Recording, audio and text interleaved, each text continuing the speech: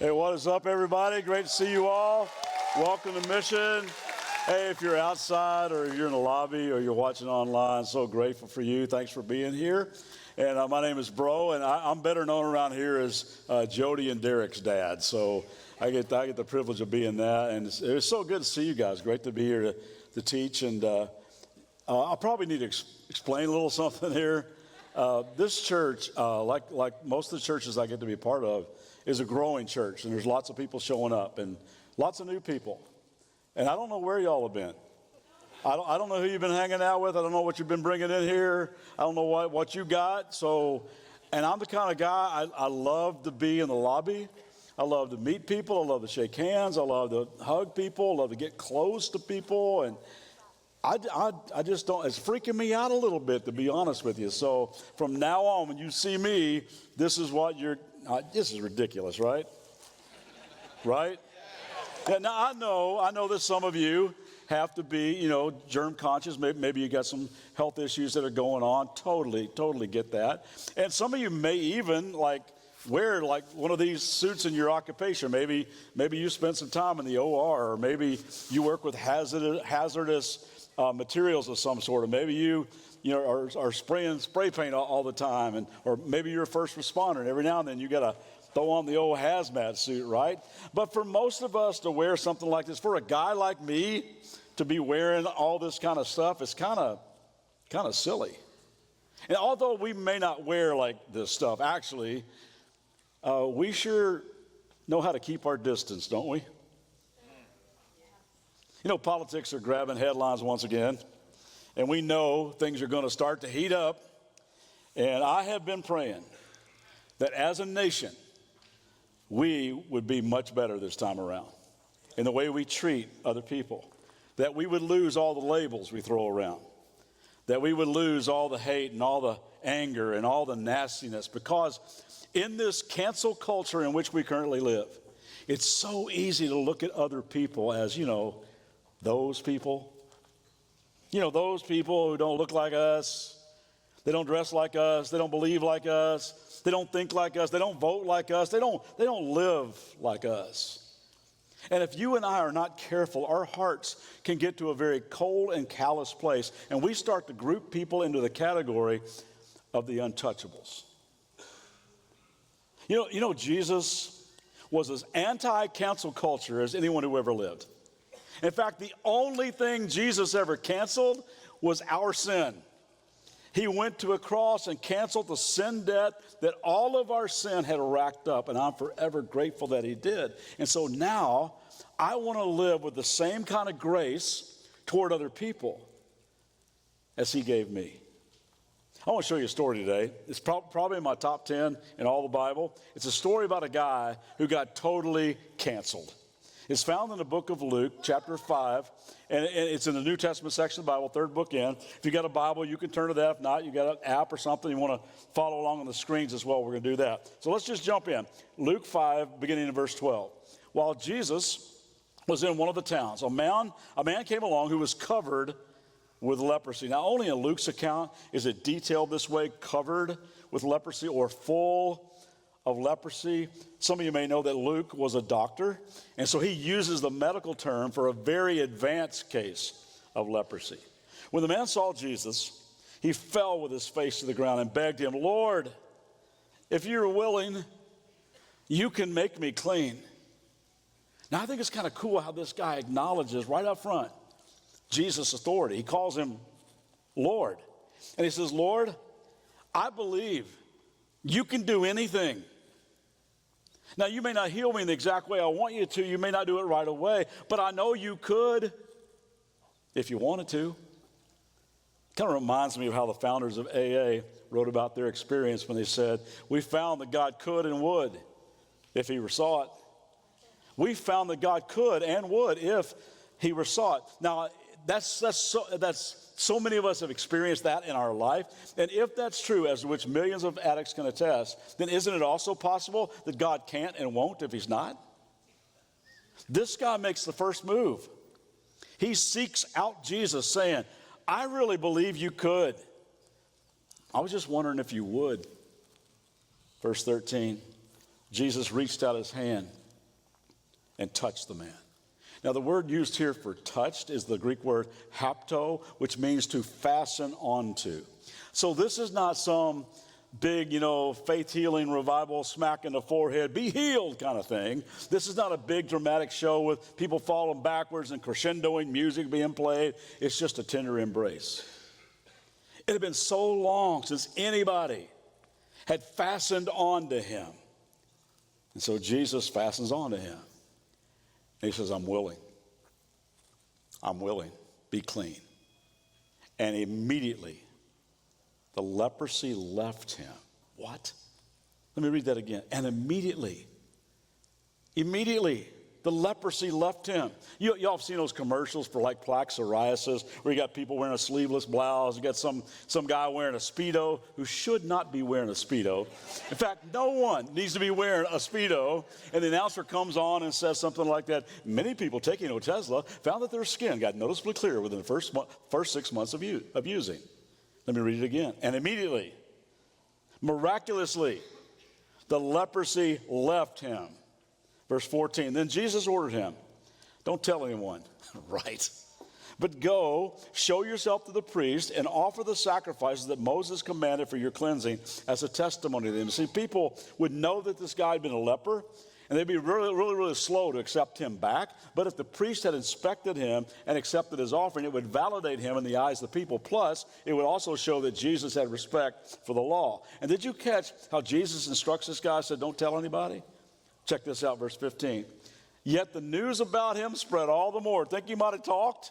So that crowds of people came to hear Jesus and be healed of their sicknesses. But he often withdrew to lonely places and he prayed. Now I want to go back and unpack this just a little bit. I want to look first of all at this disease called leprosy in the first century. This was not acne. This is not alopecia. This wasn't a rash. It wasn't even like psoriasis. Leprosy in the first century.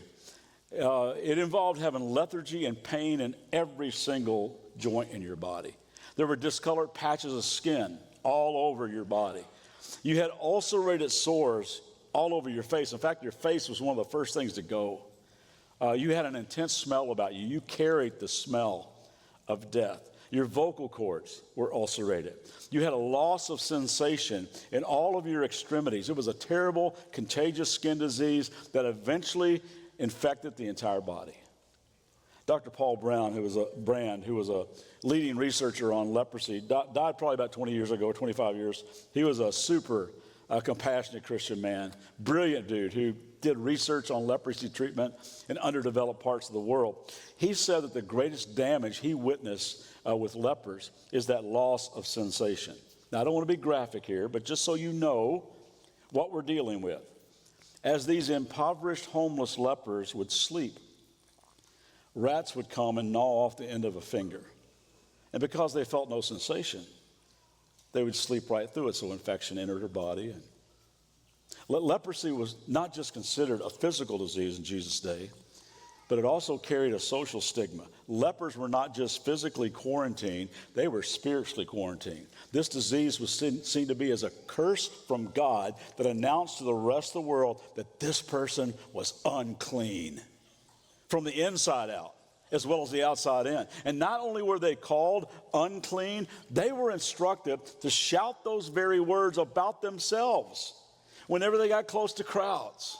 Now, they seldom got close to crowds because they were quarantined into colonies of like-inflicted people. But when they received the news that leprosy had invaded their body, they were immediately taken out of their homes. They lost their spouse. They lost their kids. They lost their jobs. They lost their reputation. And eventually they would lose their hands and their face and their lives.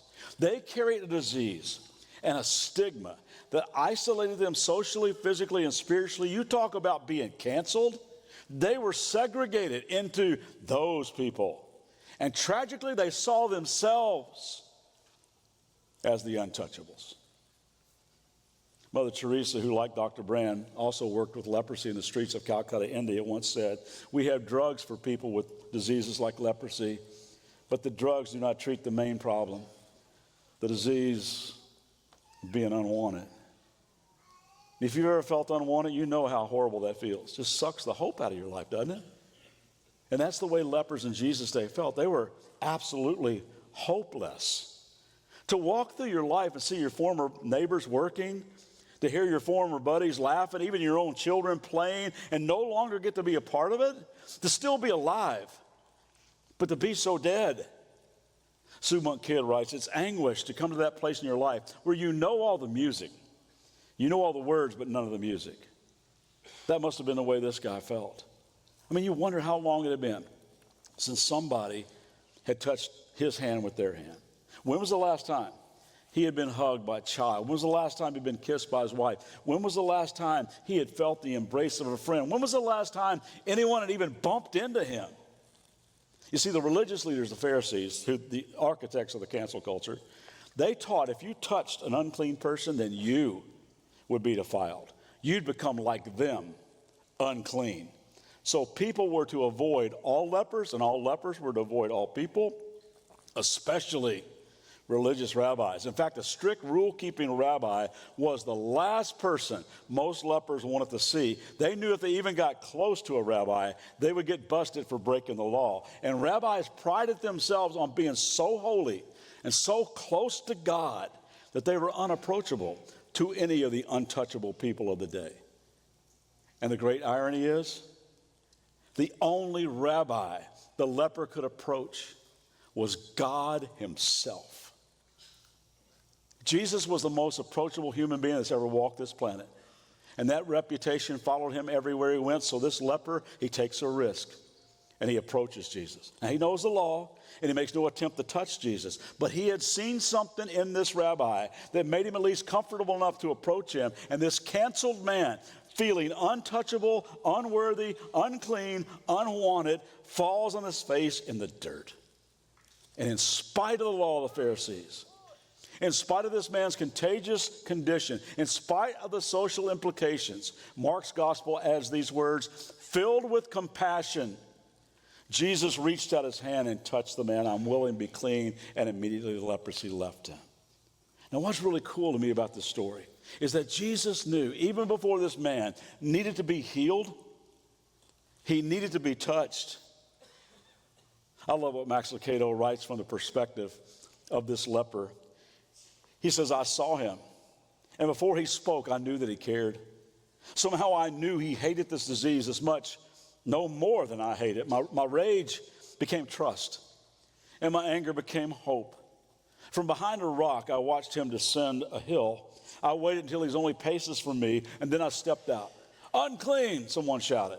And I don't blame him. I was a huddled mass of death, but I scarcely heard them. I scarcely saw them. In their panic, I'd seen 1,000 times. His compassion, however, I'd never beheld. Everyone stepped back except for him. He stepped toward me. I said, Lord, you can heal me if you will. Had he healed me with a word, I'd have been thrilled. Had he cured me with a prayer, I would have rejoiced.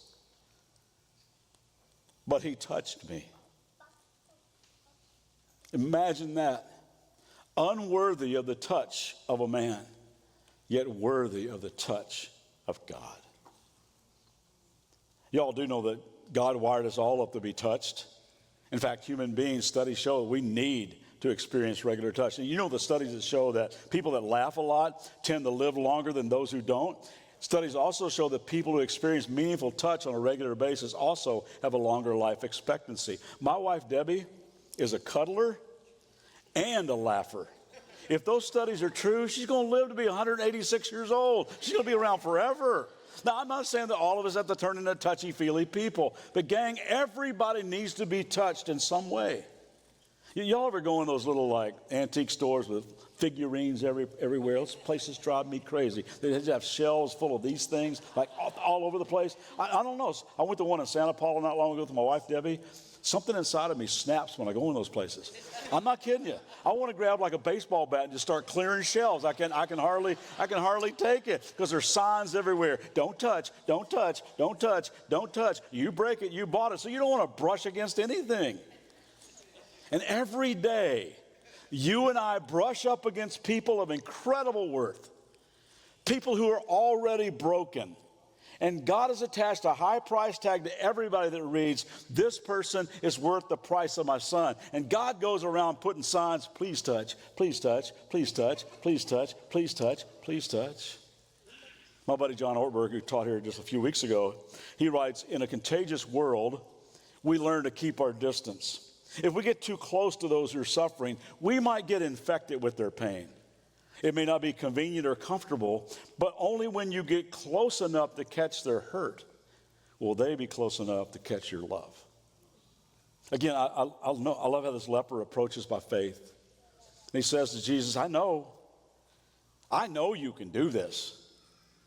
I know you have the power.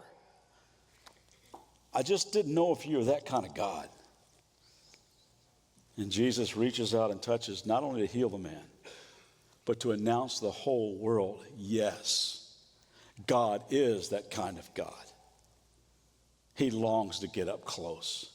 I know this verse has meant a lot to some of you. In Psalm 34, verse 18 says, the Lord is close to the brokenhearted, and he rescues those who are crushed in spirit. So why is God so effective with the brokenhearted and those who are crushed in spirit? Because he's close. He's close. He is that kind of God. You know, Jesus did a lot of miracles. He healed a lot of people. He touched a lot of people because he could and he wanted to. But here's the whole deal, though. Healing their body was not the ultimate goal. And he didn't choose to heal everyone. And if physical healing was the goal, then none of them that he did heal would have died. But all eventually died, including his friend Lazarus. He died twice. Jesus' response to suffering people and the untouchables of the day was to provide an up-close and personal glimpse into the heart of God. I like what Philip Yancey writes. He says, by no means did Jesus eliminate all suffering. He healed, think about this, he healed only a few in one small patch of the globe. But he did answer the question of whether God cares. Regardless of how the world treats them, the poor and the sick have assurance because of Jesus that God knows no undesirables. We say around here, there really is hope for everyone. What a feeling to know that you are wanted, to know that you're not undesirable, that you are not unwanted, you are not untouchable. Man, when you find out that truth, man, it's hard to keep quiet about that. You see, nobody ever touched a leper. If you touched one, you got infected. But when Jesus touched him, the leper did not affect Jesus with his disease. Jesus affected him with his life and his hope and his joy. And as a result, this dude was really contagious now. Now, you remember how Jesus told him? Let's just keep this under wraps, okay? Let's keep it between me and you. Because Jesus' ministry didn't need any more attention. Didn't need any more hassle or crowds. But the guy just could not keep that quiet. It says over Mark's account, instead, he went out and began to talk freely, spreading the news. As a result, Jesus could no longer enter a town openly, but stayed outside in lonely places. Yet people still came to see him from everywhere. I mean, come on. Can you blame this guy? I mean, how do you keep something like that under wraps? You just can't. Something like that happens to you, and man, you want to explode with gratitude. It is hard to shut up about something like that. You know, this is a growing church, and part of the reason is because we just can't keep quiet about the love that God has changed us. I mean, you may be sitting right now in a row with a family that just a few years ago was absolutely falling apart, but they allowed God to get close, and he touched them. You may be sitting really close to someone who was adrift in a deep, deep sea of depression and grief. But God reached down and he touched them and he pulled them out of that. You may be just a few seats away from somebody who has wrestled big time with alcoholism, with a drug addiction, with an eating disorder. But like the leper, they said, Lord, I'm willing. You willing?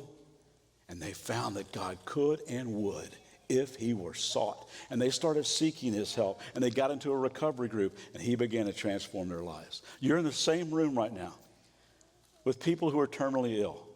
But they're finding another kind of healing. This unexplainable peace and strength to move through every day of their life because the God who draws close has given them an eternal hope. that will not disappoint.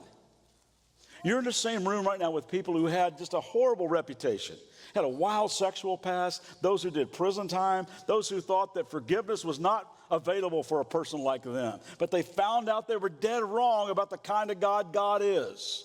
And they felt the life-giving touch of Jesus Christ. I'm telling you something. It's hard to keep quiet about that.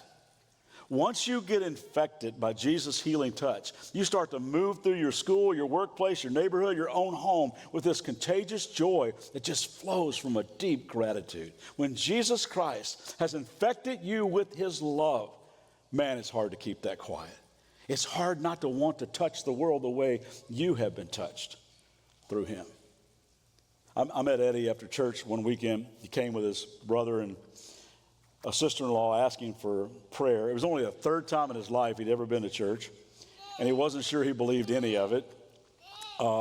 They had been inviting him for years, but he would just stiff-arm them every single time, had an excuse. But something changed in his life. He'd been diagnosed with cancer, and there wasn't much hope for him. So he finally came with them, and God just started softening his heart. And reluctantly, they invited him to come up front for prayer after the service. And I happened to be standing there, and we talked for a while, and we hit it off like right away. It felt like we were old friends. You know people like that? You just feel like I've known them forever. And I told him that Jesus was a healer. And even though he doesn't choose to always heal people physically, that there's a deeper healing, an eternal healing that Jesus brings. And I told him in my own life how Jesus had healed me from an addiction to self and approval. And I told him that Jesus had replaced my greedy heart with a heart of gratitude, and my envy with contentment, and replaced my anxiety and worry with peace. And so we huddled up, the four of us, and we prayed, and we decided to stay in contact with each other. Well, a few weeks later, his brother texted me and asked if the three of us could meet for lunch. And I'll never forget it, man. I'm sitting around a round table at a restaurant. Eddie's sitting right across from me. He gets real choked up. He said, I want to give you an update on my cancer.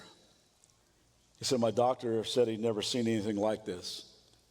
My cancer is completely gone. And I don't know why I said it, other than I think the Holy Spirit just put it in my mouth. I remember looking across that table, and the first words that came out of my mouth went, oh, man, what are you going to do with a gift like that? He went, I don't know. I really think about it that way. Well, honestly, he took those words to heart. And he gave his life to Jesus, and I got to baptize him in a pool much like this. And he was already a likable guy, but he turned into a love machine. He began to walk with humility. He asked forgiveness from friends and family. He became good friends with his ex-wife again and her new husband. He started being the kind of dad his girls needed him to be. It was like he was living that old Tim McGraw song, Live Like You Were Dying, except he wasn't like skydiving, Rocky Mountain climbing, or riding a bull named Fu Manchu. He started serving and giving himself away. He got infected by the touch of Jesus, and he became this super generous guy who touched so many people's lives. He's bringing coworkers and clients, bringing his girls to church with him every weekend, volunteered and served. I mean, he was a light. A light. Well, just short of a year later, the cancer came back, and this time with an aggressive vengeance, and he lasted only a month or so. And I can remember being at his bedside while he was out. I was guessing he could still hear me and understand me, but he was out. And I told him how honored I was to be his friend, how proud I was of him, and the way I'm so grateful the ways he touched so many people's lives. And first time I'd ever done this, I kissed him on the forehead. I'd never kissed a dude on the forehead in my life, but I did. And I told him that I would see him soon. And that's true. I will. Well, days later, I got to do his funeral service, rather celebration of life service. It was incredible how many people showed up for this. I mean, the chapel seated about 1,500 seats. There was not an empty seat. People stood along the sides and across the back, and they opened the doors, and people sat out in the lobby listening to the service. And so many people told stories of the way that Eddie had touched their lives, and we cried, and we laughed and shared memories, and we worshiped God. It was so moving. And before he passed away, he had his brother. He asked his brother if he would make DVD copies of a message that I had done one time that meant a lot to him. And so on the way out, people were getting DVDs on the way out. Eddie just took that gift of healing. And he let Jesus healing where it really matters. And he touched the lives of other people with the love of Jesus. I've had this quote from Ian Watson hanging over my office desk for years. It says, "We live on a contaminated planet. It's contaminated on every level. It should have been quarantined from heaven. I mean, no reasonable God would go near it with a 10-foot pole. But Jesus is no reasonable God. He became a human being and took on your uncleanness and mine. But instead of the world infecting him, he infected the world. And with his immaculate infection, it's still spreading. So what do you say? We cancel the cancel culture.